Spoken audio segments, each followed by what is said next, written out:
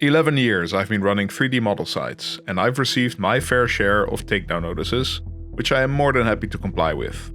However, no company is as aggressive in protecting their IP as a Japanese gaming giant, Nintendo. In the past, they've gone as far as to attack their most loyal fans, and even took issue with content that falls well within the bounds of fair use. But that ends today.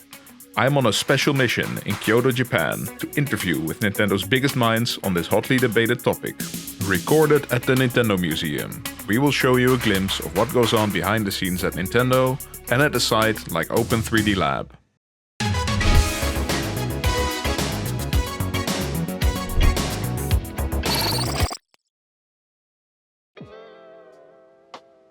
So obviously, this is a bit of a joke. Yes, I am actually in Japan, and yes, I did visit the Nintendo Museum, and yes, you're once again looking at some of my vacation videos. Sorry, but I'm obviously not interviewing anyone at Nintendo. In fact, I'm pretty sure officials at Nintendo would decline to talk to me if I asked. There's also no photography and filming allowed in the main museum hall, which essentially ruined the little skit I intended to film there. And yes, I know their offices are in a different area of Kyoto, and no, I did not go there. I do want to provide some comment on the discourse that happened over the last year. In particular, the alleged fake DMCA notices that Garry's mod has been hit with in April of last year. If you'll remember, Facepunch notified players that Nintendo hit them with takedown notices, and that all Nintendo uploads should indeed be taken down from the Steam Workshop. This is not unusual, and happens all the time.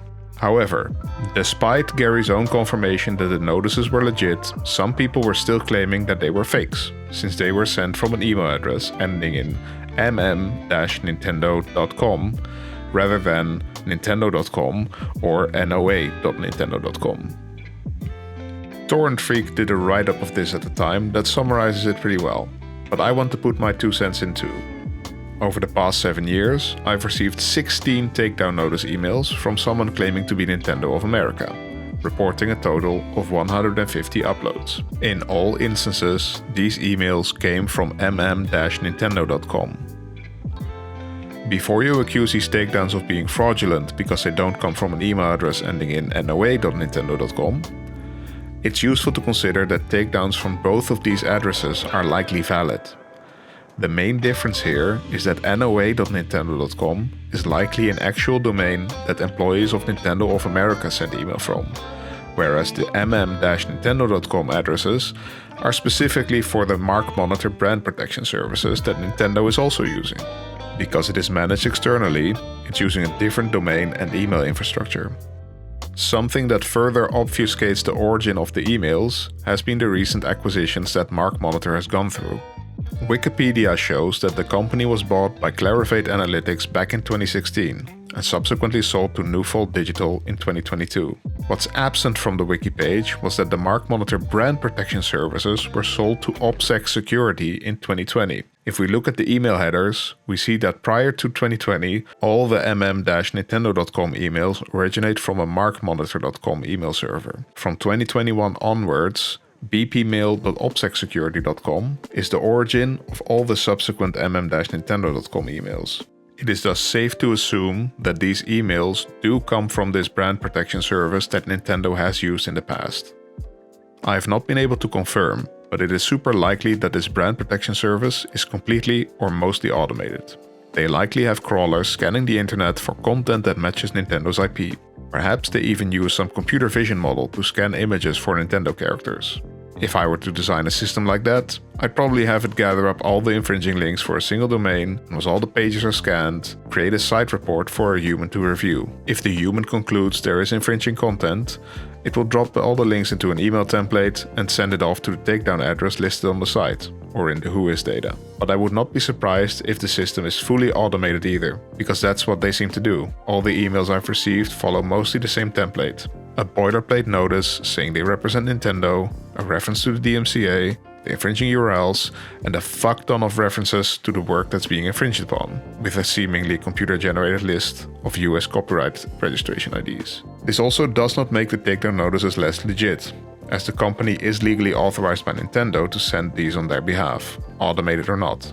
Because let's be real here, if these are fake emails sent by some prankster, what kind of prankster benefits from this? How do you run a decade-long automated campaign specifically targeting Nintendo's IP, sent from official servers from a brand protection agency, which Nintendo has 100% employed the services of? Each takedown email painstakingly referencing every related US copyright registration ID?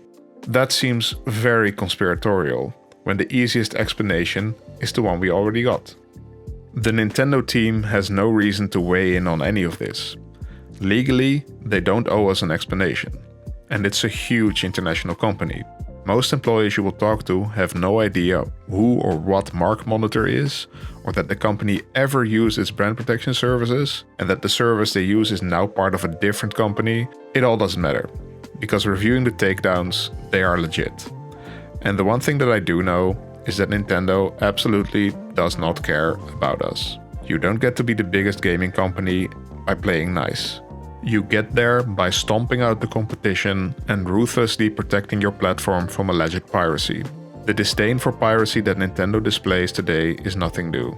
It's a pattern of behavior. They've been suing emulator devs and homebrew hackers for decades now. And to end with some baseless speculation, the primary reason for them to target SFM Lab and Smutbase, but not Open3D Lab, is because they are primarily concerned with adult content and keeping their brand child safe. Anyway, I wanted to end with a little recap for 2024, but I'll save that for a blog post. For now, please accept this discount code as an apology. Use code NintendoCanEatMyCock2025 at patreon.com/sfmlab for 40% off an annual membership.